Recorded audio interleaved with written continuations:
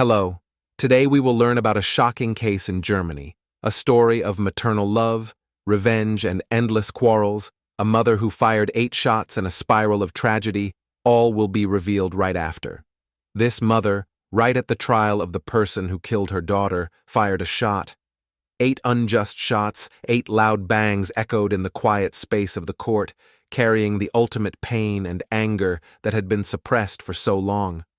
Those 8 shots avenged her daughter, but at the same time, they also landed her in legal trouble. Some people thought her actions were justified, one life for another, a mother doing everything to seek justice for her child. But others condemned her for her reckless actions, her disregard for the law, and her going against God's will. Public opinion in Germany, and even the world, was abuzz with this incident.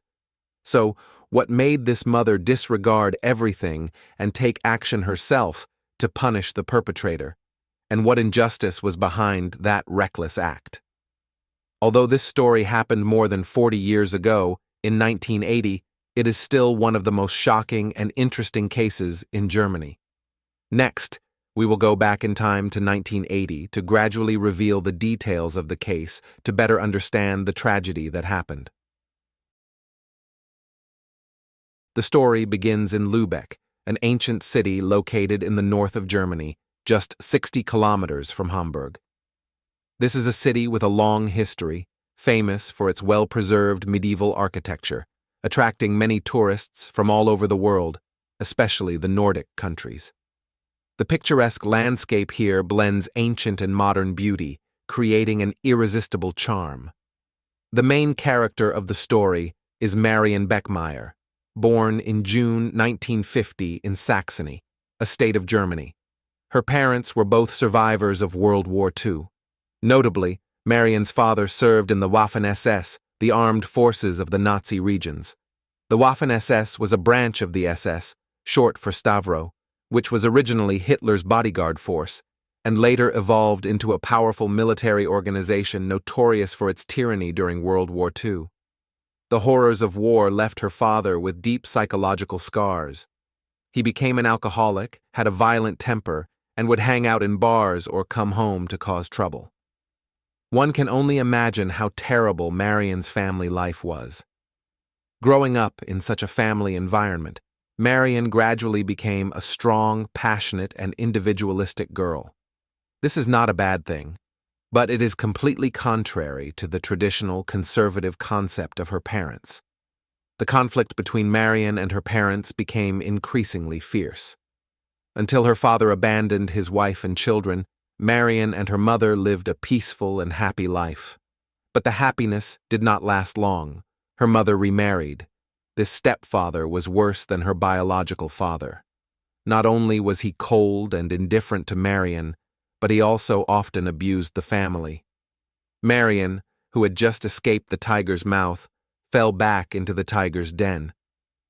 Even more sadly, her mother blamed Marianne's rebellion and ignorance for all the conflicts. Without the love of her father, nor the support of her mother, growing up in such a terrible environment, Marianne gradually became a problem child. In 1966, when she was only 16 years old, Marianne secretly had sex and became pregnant. While still in school, she was unable to raise her child, so she had to give her daughter away to someone else immediately after giving birth. 2 years later, at the age of 18, Marianne became pregnant again, so she planned to raise the child with her boyfriend. But tragedy struck again. Just before giving birth, she was sexually assaulted at a nightclub. When her boyfriend found out, he broke up with her, who was still a high school student. Marianne realized that she could not raise a child alone, so her second daughter was also given away. After graduating from high school with a beautiful appearance, Marianne found a job as a waitress at the Tip Pasha bar in Lübeck City. She then dated the bar manager. In 1972, at the age of 22, Marianne became pregnant for the 3rd time. Although her economic conditions were not very good and she was unmarried, but for many years, she was always worried about her 2 daughters being chased away. Therefore, Marianne was determined to raise this child herself. On November 14, 1972, Marianne's third daughter was born. She named her daughter Anna Bachmeyer. In order to devote all her love to Anna, Marianne even had a sterilization surgery. She declared that besides Anna, she did not want any more children. From then on, the life of single mother Marianne revolved around her little daughter Anna. She was truly devoted. Anna was taken care of very well. But over time, the problems of a single mother began to appear. Because she had to take care of her daughter wholeheartedly, Marianne had no time to go to work to earn money. Her savings gradually ran out. The situation was about to get worse. With no other choice, Marianne had to take her daughter to work at a bar. So little Anna had to stay in the noisy, bustling environment of the bar all day. Fortunately, Anna was a good girl and was loved by the staff at the bar. Gradually, people living near the bar also got to know the pretty and lovely little Anna. Everyone around, from colleagues to neighbors, was very worried about Anna. However, this was not a long-term solution. The bar operated at night and closed during the day. Anna lived a life of sleeping during the day and staying up at night. This was not good for the child's development. Moreover, the environment of the third child was very complicated, with all kinds of people coming and going, making it difficult to avoid encountering bad people. As a mother, Marianne was of course worried about this, but she knew what to do.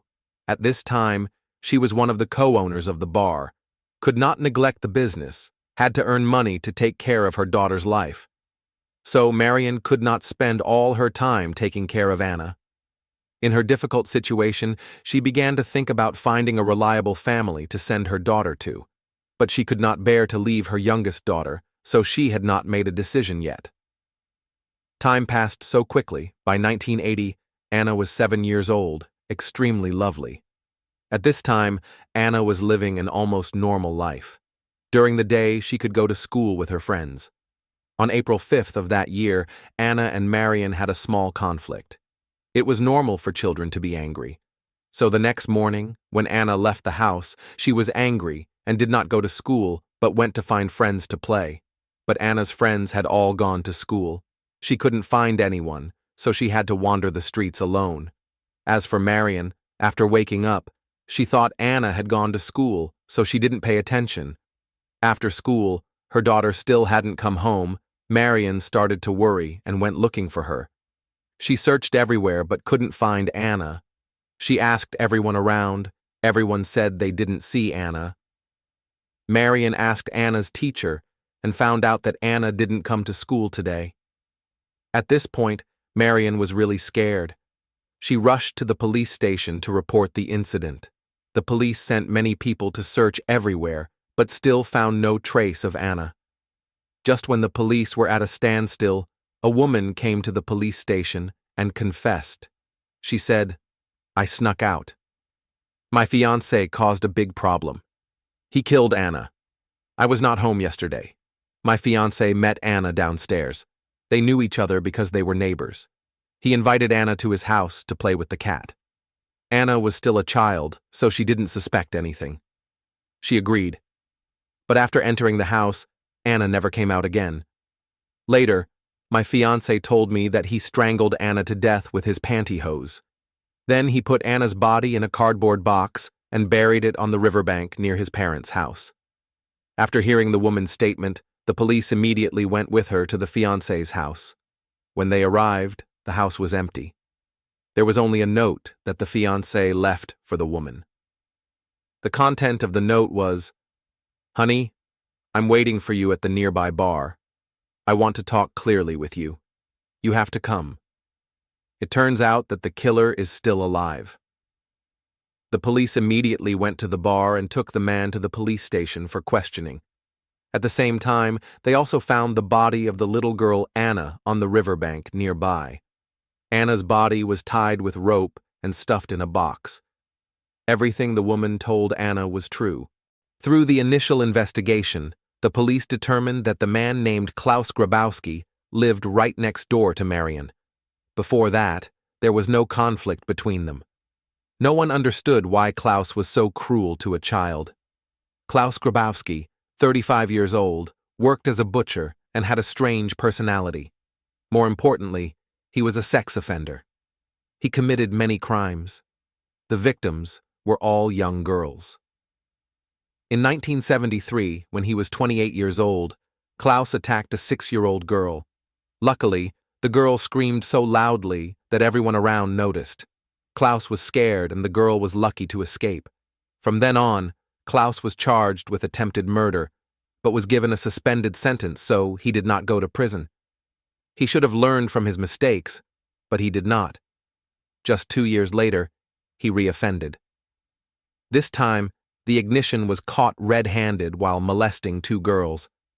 Everyone thought that this time it would be difficult to convict, but Hack was mentally ill and committed a crime at the same time, so he was sent to a mental hospital for treatment.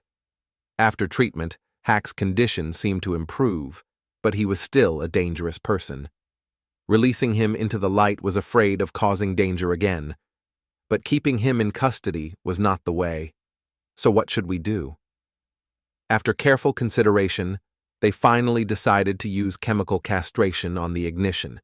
Chemical castration is essentially injecting female estrogen to reduce testosterone in men, thereby reducing sexual desire and arousal. At that time, in Germany, it was believed that chemical castration could solve the problem of criminals like Klaus. The court gave him 2 options. If he accepted chemical castration, he would be released. If he did not accept, he would continue to stay in the mental hospital. Hearing this, he agreed to chemical castration without thinking. So he did not have to go to prison, but was free. At first, he really had no sexual desire anymore. He lived peacefully for 2 years, but his nature could not change. He could not bear the loneliness. He consulted a urologist and learned that chemical castration could be reversed.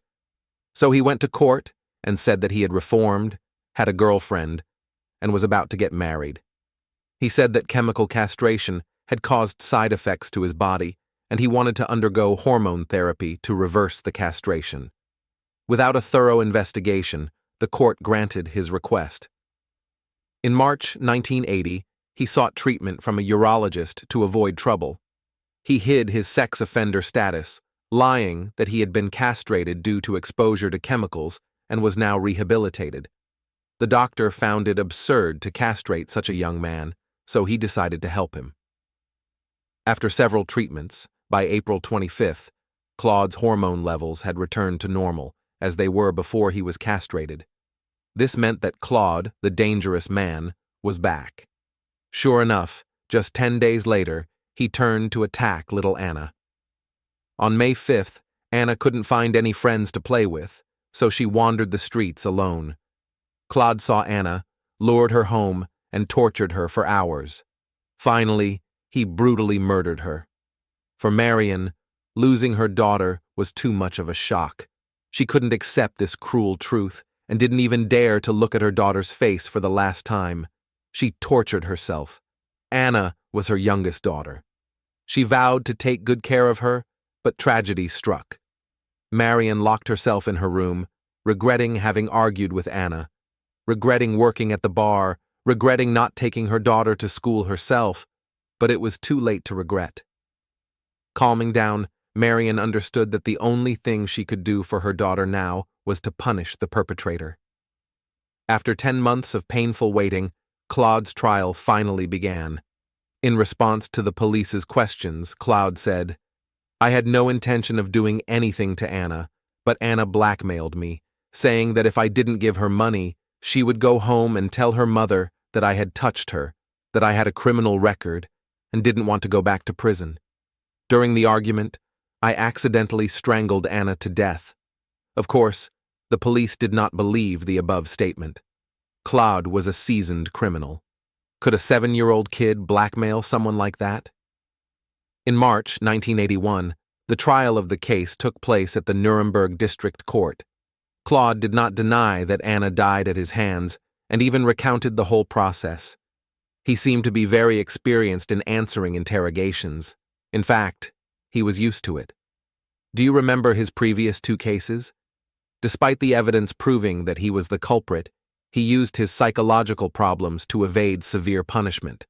So people are worried that history will repeat itself. Will he evade punishment again? Claude's defense attorney argued that his behavior was due to a hormonal imbalance after he voluntarily underwent chemical castration years ago. It was a side effect of the surgery. The attorney wanted to use this reason to exonerate him. This argument immediately caused heated debate. People began to question whether Germany's treatment of sex offenders with chemical castration was reasonable or not. It is worth noting that at that time in Germany, many criminals accepted chemical castration in order to gain freedom. But at that time, there was no agency to supervise or manage these people. If they secretly went to private doctors or bought drugs to reverse the castration, it would not be difficult. For example, in Claude's case, based on this point, Marianne also sued the doctor who treated him. However, this doctor did not face any punishment. On the second day of the trial, the police revealed the scene where Anna's body was discovered. People really realized his brutality. On March 6th, the third day of the trial, Marianne arrived at the court very early. As soon as Claude was led in and sat down in the defendant's chair, Marianne also entered. She wore a long coat and walked straight towards Claude. When she was only about 3 meters away from Claude, Marianne quickly pulled out a .22 revolver. Without hesitation, she fired 8 consecutive shots at Claude. Everything happened so quickly that the court staff had no time to stop her. After firing, Marianne threw the gun aside and raised her hands in surrender. She said, "I intended to shoot him in the face, but unfortunately I only shot him in the back." At this moment, a voice rang out, "She did it. She really did it." The speaker was Anna's father, who was also Marianne's ex-boyfriend. As for Claude, 7 out of 8 bullets went straight into his body. The doctor examined him and declared him dead on the spot. This incident shocked everyone present at the court. Shooting someone in court, this was an unprecedented event. The incident caused a huge stir in Germany. Marianne appeared on the front page of all newspapers and news bulletins. In just one night, the whole of Germany knew the name Marianne. She was called the Mother of Revenge. According to articles and public opinion, her story spread all over the world. Marianne's act of revenge for her daughter received support and sympathy from many people. Many parents with young children worried that if they were in Marianne's situation, they would do the same. She was just a poor mother who wanted to avenge her daughter. She did nothing wrong. She was innocent. People sent flowers, letters, and even donated 100,000 German marks to Marianne. Of course, along with her supporters, there were also those who opposed her. Some people believed that Marianne was a cold-blooded killer who had no regard for the law. Marianne's trial became the focus of attention throughout Germany and even the world. The media and news programs were all discussing the case. Although Marianne had many supporters and public opinion on her side, there was one undeniable fact. Klaus, although he committed heinous crimes, deserved to pay for his actions, but his trial has not ended. He has not been convicted. In other words, at the time of the shooting, he was still legally innocent. Even if convicted, he should be punished by the law, not just fall into the defendant's chair like that. If people arbitrarily use guns to punish criminals, society will be in chaos. Therefore, Marianne's actions are a challenge to the law. The consequences are very serious. The court, of course, understands this. So, although the voices in favor of Marianne were in the majority, her crime could not be ignored, could not be excused. If this precedent were set, the country would no longer have order. On March 2nd, 1983, Marianne's trial began. Because the case was so famous in Germany, and because of its special nature, the trial was certainly not simple. So many people came to support Marianne and follow the trial that the court had to move to a larger hall, which could accommodate 200 people. Most people came to support Marianne, hoping that the law would be lenient with her. Someone even sent threatening letters to the court, saying that if Marianne was convicted, the judge and prosecutor would be in danger. The police investigated Marianne and found that she had bought a gun after Anna was murdered and had practiced shooting in the basement of the bar where she worked. After Marianne shot Claude, her ex-boyfriend said, "She did it. She really did it." These things seem to indicate that Marianne committed the crime with intent. If so, the matter is very serious. Premeditated murder is punishable by life in prison. The prosecutor also emphasized that without practice, Marianne could not have drawn the gun so quickly and accurately. It was a great shooting performance that could only be achieved after practice. Marianne defended herself in court. "I bought the gun only for self-defense because I was afraid of encountering criminals like Claude, not to kill him. And I never practiced shooting. Moreover, since my daughter died, I have been depressed and often had hallucinations because I missed her so much. Then, when I heard that Claude was going to lie in court, that my daughter had blackmailed him, I completely lost my temper. So I acted without thinking. At that time, I had hallucinations, feeling like I was dreaming of killing Claude. In fact, while in custody awaiting trial, Marianne attempted to commit a crime 5 times. Doctors and psychologists all said that she had suffered severe psychological trauma. After 25 days of intense trial, the day of sentencing finally arrived. The judge said that although Marianne had committed a crime, she was not a danger to society. On the contrary, her spirit and psychology had been deeply damaged by the death of her daughter. In a state of extreme agitation, she unconsciously fired the gun. As a result, the charge of intentional homicide was not established. Marianne was convicted of manslaughter and illegal possession of a weapon and sentenced to 6 years in prison. The outcome of the trial once again sparked heated debates among the German public and media. Some people thought the sentence was too lenient, others thought it was too harsh. A public opinion poll was then conducted. 28% of Germans thought the sentence was fair. 27% thought the sentence was too harsh. 25% thought it was too lenient, and the remaining 20% had no opinion. Marianne later sold her story to the German magazine Stern for 250,000 Deutsche Marks. She used the money to pay her legal fees. In June 1985, after serving 3 years, Marianne was pardoned and released early. After her release, she quickly married a teacher and moved to Nigeria. However, the marriage did not last long. In 1990, the couple divorced. After the divorce, Marianne wanted to find a peaceful life, so she moved to Sicily. She was later diagnosed with pancreatic cancer.